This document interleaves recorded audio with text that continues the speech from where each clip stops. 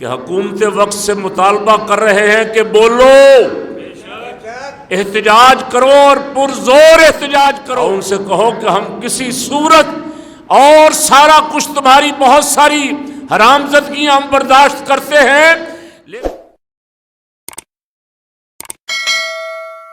ابھی 2-4 دن پہلے سویڈن میں وہاں کے کچھ کتوں نے قرآن پاک کی بے حرمتی کی، دے لعنت، قرآن پاک کی توہین کی، اور گاہے گاہے کوئی نہ کوئی حرامزدگی کرتے۔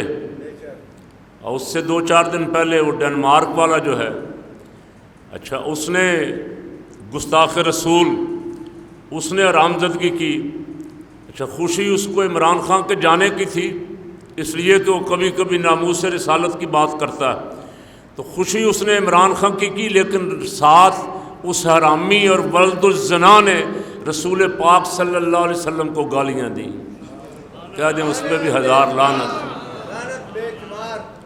اس پہ بھی 1000 کہہ دیں۔ فرانس، جرمنی، ناروے اور مختلف ممالک یورپ کے، ان میں سے بہت بدمست حرامی ہاتھی جو ہیں، جن کو کھانے کو ملتا ہے، پینے کو ملتا ہے، وہ کبھی کبھی اپنے غرور اور تکبر میں بدمست ہو کے قرآن کی بے حرمتی کرتے ہیں، کبھی صاحب قرآن کی بے حرمتی کرتے ہیں۔ لیکن اللہ کی عزت کی قسم، یہ دنیا میں بھی ذلیل ہو ہی رہے ہیں، آخرت میں بھی ذلیل ہوں گے۔ اللہ کا وعدہ ہے، لعنہم اللہ فی الدنیا والآخرہ۔ اب میں آج پیغام دے رہا ہوں حکمرانوں کو، اقتدار تو تمہیں مل گیا، اور تم نے بڑی منصوبہ بندیاں کی، اکٹھے ہو کے بندے خرید کے پیسہ لگا کے، اقتدار تو مل گیا، اب بولو بھی تو صحیح نا۔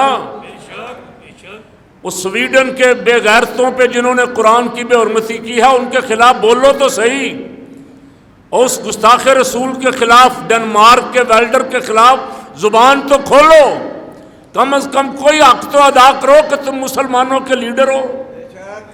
اب مسلمان قوم نے تمہیں تاج اور تخت دیا ہے، کچھ تو حق ادا کرو۔ ساری ملت اسلامیہ میں بیٹھے ہوئے بے غیرت بادشاہ خاموش تماشائی بنے ہوئے۔ کوئی ایک مولا علی کے نقش قدم پہ آ جاؤ، دیکھو کفر کی ٹانگیں کانپتی ہیں کہ نہیں؟ پھر سید الشہداء امیر حمزہ کے نقش قدم پہ آ جاؤ۔ اور دشمن ڈرتا اسی وقت ہے جب ایمان والا مومن جب جان دینے کے لیے تیار ہو جائے، تو پتہ ان کو ہے جب یہ تیار ہو جائے تو پھر یہ جان دینے سے۔ اب میں نے پرسوں شعر سنایا تھا آپ کو، سبحان اللہ، غلامان محمد جان دینے سے نہیں ڈرتے، یہ سر کٹ جائے یا رہ جائے کچھ پرواہ نہیں۔ اس جذبے کو دوبارہ زندہ کرنے کی ضرورت ہے۔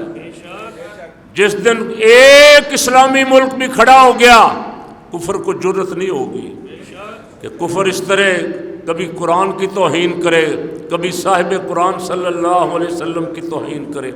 ہم آج کے جمعے میں سب سے پہلا کام یہ کر رہے ہیں، حکومت وقت سے مطالبہ کر رہے ہیں کہ بولو، احتجاج کرو اور پرزور احتجاج کرو، اور ان سے کہو کہ ہم کسی صورت اور سارا کچھ تمہاری بہت ساری حرامزدگیاں ہم برداشت کرتے ہیں، صاحب قرآن صلی اللہ علیہ وسلم اور قرآن پاک کی بے حرمتی برداشت نہیں کریں گے۔ یہ بولو، زبان اگر اللہ نے دی ہے تو بولو۔ اقتدار کسی کے پاس بھی سدا نہیں رہا، اب تم بھی تھوڑے دن کے مہمان ہو، اب بولو کچھ نہ کچھ تو کم از کم سرخرو ہو جاؤ گے۔